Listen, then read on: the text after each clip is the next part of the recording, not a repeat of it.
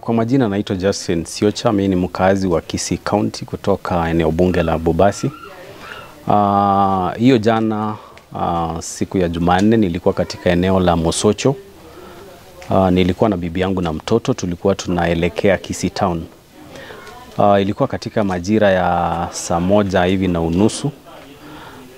Alafu wakati wenye tunaelekea kuja Nyakoe, kuna gari moja nambari ya usajili ni KDM Toyota Fielder. Ilitokea kutoka pande nyingine ya njia, ikakuja ikatuziba mbele. Mimi bila kufikiria ni jambo lolote ambalo linaweza tokea mbaya, nikampita mbele, nikaelekea kuja Nyakoe. Kufika Nyakoe tena hii gari lilitoka nyuma, lilikuwa katika very high speed. Ikakuja tena, ikani overtake, tena ikasimama mbele yangu. Nikampigia honi mara mbili, nikamumulikia taa mara mbili kama warning, lakini hakuweza kujibu.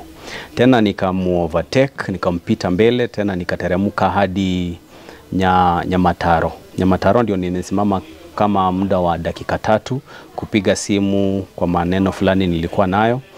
Ili gari bado wakati huu wenye nimesimama sikuliona.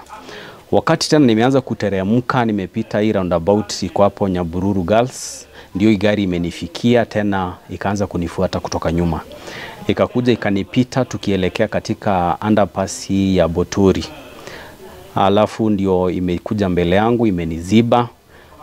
Pikipiki mbili zilikuwa zimesimama nyuma yangu na magari mengine yenye yalikuwa yanakuja kupita kwa hiyo njia nayo yakasimama. Ghafla binifu ndio nikasikia mlango wangu wa dirisha ya gari ikigongwa. Mimi nikadhania kama ni mtu wa pikipiki amekuja amepata ajali na kunigonga. Kujaribu kuangalia nikapata ni mtu mmoja mkubwa, mtu wa miraba minne amesimama na panga, ameanza kugonga kioo cha mlango wangu wa gari. Katika huo wakati ndio niliona kumbe nilikuwa katika hali mbaya, hali ya hatari. Alipogonga dirisha ya mlango wangu wa gari, hiyo panga ikaingia, ikanikata hapa kwa mkono mara moja. Wakati naenda kulala kwenda sehemu ambayo bibi yangu na mtoto walikuwa, panga ingine ikanifikia hapa, ikanikata, na ingine mbili zikanikata hapa nyuma na ingine hapa juu. Katika hiyo hali ya sitofahamu, nilijaribu kuendesha gari kuenda kinyume, lakini gari ikashindikana sababu hao pikipiki wawili walikuwa wameniziba kutoka nyuma na hii gari moja ilikuwa imeniziba kutoka mbele, singeweza kutoka. Nikafikiria kwa wakati huo labda ningegonga hilo gari liko mbele, lakini pia nikakumbuka niko na mtoto na bibi kwa gari, wanaweza umia zaidi. Nikapiga honi kwa nguvu sana, ndio huyo muhuni alipoona watu wameanza kuona chenye kinaendelea, ndio wakatorokea kuja kwenda soko la Daraja Mbili.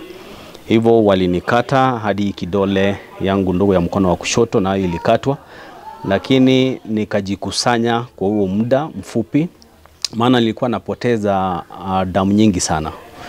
Nikaendesha gari langu polepole nikiwa na bibi yangu na mtoto hadi hospitali ya Bosongo, ndio niliwekwa katika ile nyumba ya emergency.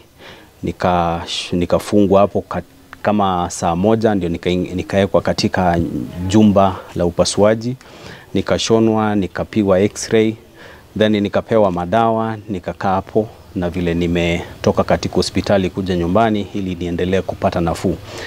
Hivyo nasikitika kwamba labda naweza ulizwa swali nani angefanya hili jambo. Kwa sasa vyombo vyote vya usalama, askari wa Nyanchwa wakiongozwa na OCPD wanaendelea na uchunguzi. Walikuja hadi hospitali walipopigiwa simu na maaskari wengine, na kikosi kingine cha DCI na forensic analysis watakuja waangalie hilo gari, waangalie mahali la tukio, pia waendelee na uchunguzi wao, ndio wanaweza tupea fahamu zaidi nani walitenda hichi kitendo. Lakini ni jambo sana la kuzunisha sana wakati kama huu tunaelekea uchaguzi mkuu.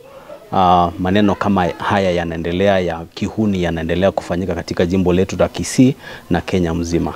Asanteni sana.